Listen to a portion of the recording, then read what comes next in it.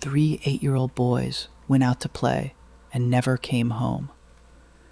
3 teenagers were convicted of killing them.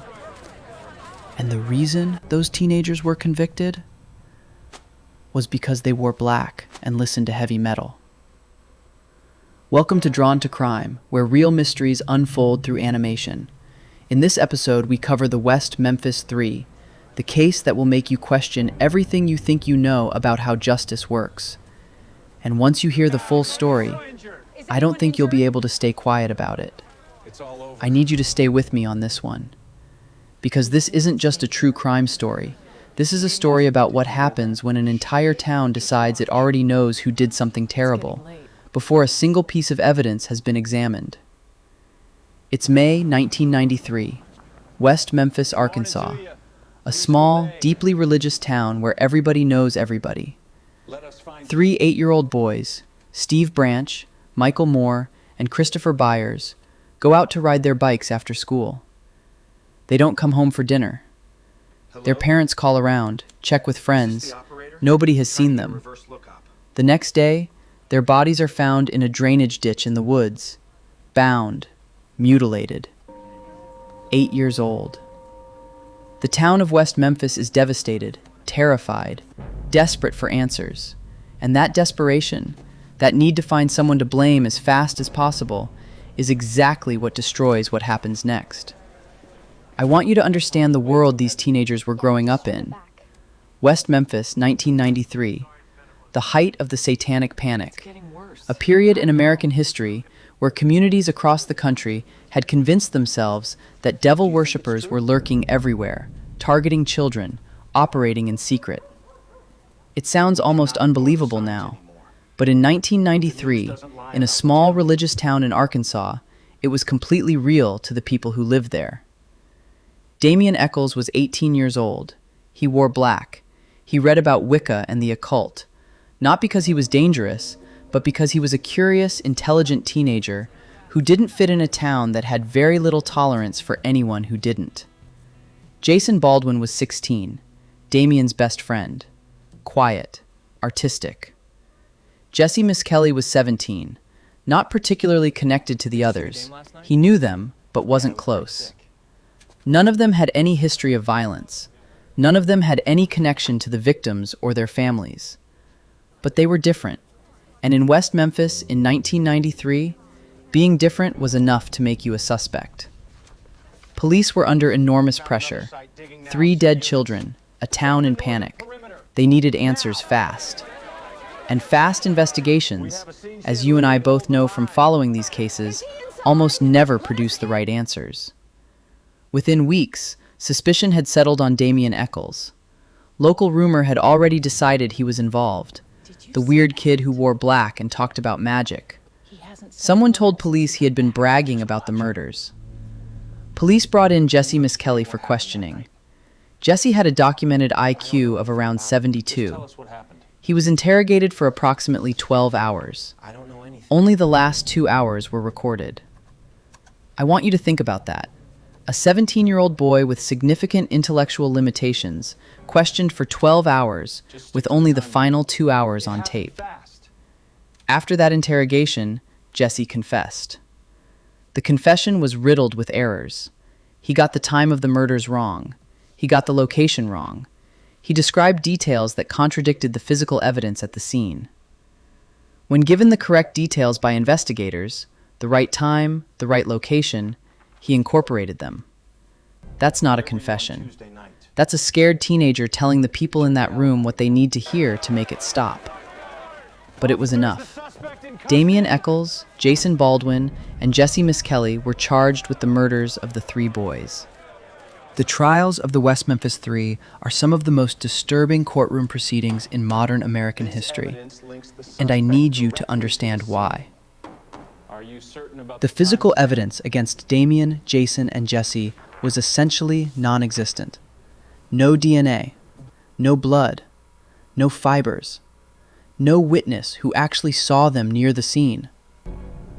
What the prosecution did have was the confession, the one extracted from a teenager with intellectual disabilities after 12 hours of unrecorded interrogation, and a self-described occult expert who told the jury that the murders bore the hallmarks of a satanic ritual.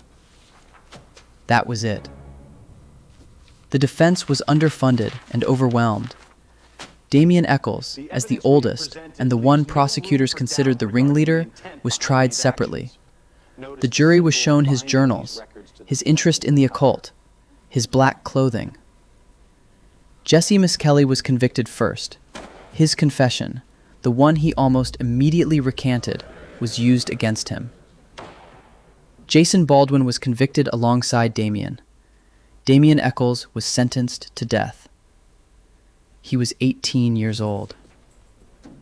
Jason Baldwin received life in prison without parole. Jessie Misskelley received life plus 40 years. 3 teenagers, convicted of murders they almost certainly did not commit, on the strength of a coerced confession and a town's fear of anyone who was different. Let that sit with you for a second. Here's where I need you to pay close attention, because what happened after those convictions is one of the most extraordinary stories of public pressure changing the course of a criminal case in American history. In 1996, documentary filmmakers Joe Berlinger and Bruce Sinofsky released Paradise Lost, a film about the West Memphis 3 case. It was shown on HBO and seen by millions of people. What those viewers saw was a trial built on fear and prejudice rather than evidence, and they weren't quiet about it. A global campaign began. Supporters included Johnny Depp, Eddie Vedder, Henry Rollins, and Peter Jackson, who personally funded new investigations into the case. And those investigations found something crucial: DNA testing, technology that hadn't been available at the original trial, was applied to evidence from the scene. Not one trace of DNA from Damien Echols, Jason Baldwin, or Jessie Misskelley was found. But DNA from a hair consistent with Terry Hobbs, the stepfather of one of the victims, was found tied into the ligatures binding one of the boys. Terry Hobbs was never charged. Forensic experts re-examined the injuries on the victims' bodies. Injuries that had been described at trial as knife wounds consistent with a satanic ritual were now determined to be consistent with animal activity, most likely post-mortem predation by animals in the drainage ditch. The foundation of the prosecution's case was crumbling. 6. Theories. Let me be clear about something. This isn't really a case with multiple equal theories. The evidence points strongly in one direction. The West Memphis 3 almost certainly did not kill those 3 boys. The question that remains, and the one that keeps this case alive in the true crime community, is who did. The most discussed alternative suspect is Terry Hobbs, the stepfather of Steve Branch. His DNA at the scene, his inability to account for his whereabouts during the relevant time window. A witness who came forward years later claiming to have seen him near the woods with the boys on the evening they disappeared. Terry Hobbs has always maintained his innocence. He has never been charged. Others have pointed to Mark Byers, the stepfather of Christopher Byers, who was initially one of the most vocal advocates for the prosecution of the West Memphis 3, and whose behavior during the Paradise Lost filming struck many viewers as deeply unusual. Mark Byers later became a supporter of the West Memphis 3 and has stated publicly that he believes they are innocent. The real killer, if it wasn't Hobbs, has never been identified, has never faced a courtroom, has lived freely for over 30 years while 3 teenagers lost everything. In 2011, 18 years after their convictions, Damien Echols, Jason Baldwin, and Jessie Misskelley were released from prison. They were released through something called an Alford plea, a legal mechanism that allowed them to maintain their innocence while acknowledging that prosecutors had enough evidence to convict them. It was a compromise that let the state of Arkansas avoid a retrial it likely would have lost, which means they were never officially exonerated, never given the acknowledgement that what happened to them was wrong. Damien Echols spent nearly 10 of those 18 years on death row. He came within weeks of execution multiple times. Jason Baldwin initially refused the Alford plea. He wanted a full exoneration or nothing. He only agreed when Damien told him that without the plea, Damien would die in prison. He took the deal to save his friend's life. Steve Branch, Michael Moore, Christopher Byers. 3 8-year-old boys who deserved justice, who deserved to have the right person held accountable for what happened to them. 30 years later, nobody has been charged with their murders. So I need to know what you think.